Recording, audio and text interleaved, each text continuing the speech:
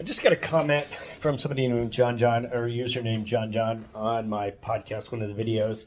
Uh, Basically, I guess the person felt that a lot of my advice on managing properties, rental properties, kind of tends to lean towards benefiting the tenants. And I guess maybe that's correct. I think if you pay attention to my podcast, it often gives often three different views in it. So I'm not an attorney. I can't give legal advice, but I do try to give my version of what I believe the law is. But then I always give my version of, or my how I would react owning a property management company here in Philadelphia. How is it I actually have my company react to certain things? And there's a deviation to that. And yes, it often does lean towards perhaps a little bit more towards the tenants. And there's a couple of reasons for it. One is a lot of this just comes down to doing what is the right thing to do. It's a lot of these decisions just don't always come up with the law. It comes down to what is right. Something along the lines of like a tenant leak, a tenant clog. So if a tenant has a clogged toilet or a clogged pipe, typically it would be a tenant expense. Now, if the tenants had just moved into the property, we clearly know it wasn't the tenants that clogged it. It quite possibly was the previous tenants that caused the clog. It's not the right thing to do to charge that new incoming tenant for a clog that's not their responsibility.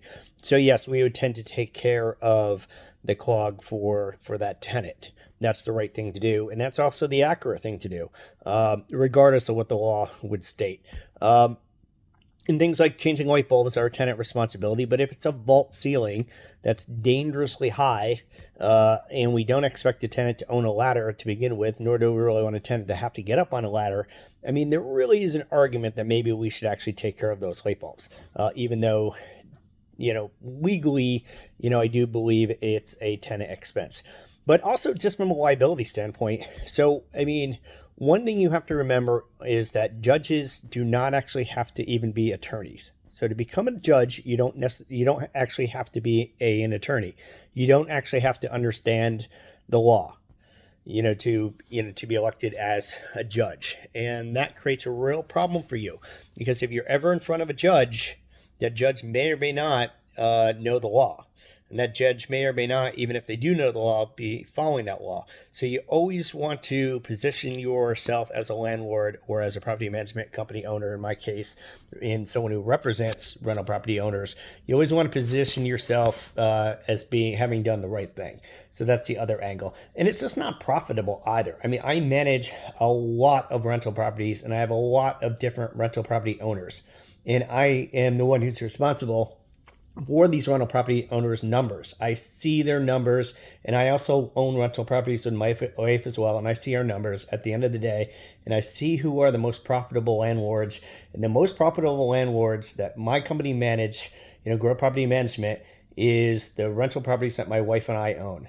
And the reason isn't because Grow Property Management favors our properties, not at all. Our staff nor the contractors that service these properties know which rental properties are ours and which ones aren't.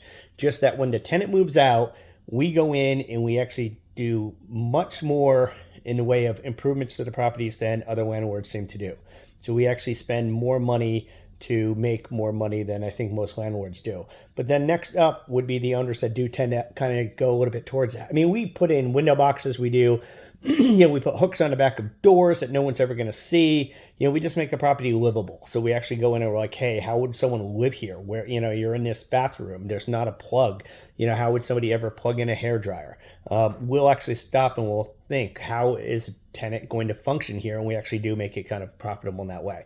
But also the owners that we see that actually tend to give the tenants that to kind of are accommodating to a degree to the tenants that actually try to go out of their way to make a nice space, they clearly make more rent. They clearly have reduced vacancy. They just clearly are making more money. So that's the reason why I think what you're saying is true. I do tend to be kind of tenant oriented in some of my responses. Hopefully I do give you an idea of what I believe the law to be. Again, I'm not an attorney. I can't give legal advice, but what I believe is landlord tenant law. Hopefully I do give you a sense of what I think is that decision. But at the end of the day, I'm kind of telling you my opinion about how I would handle it. whether it's right or wrong or legal or otherwise. All right. Hope that helps somebody out there. And always happy investing.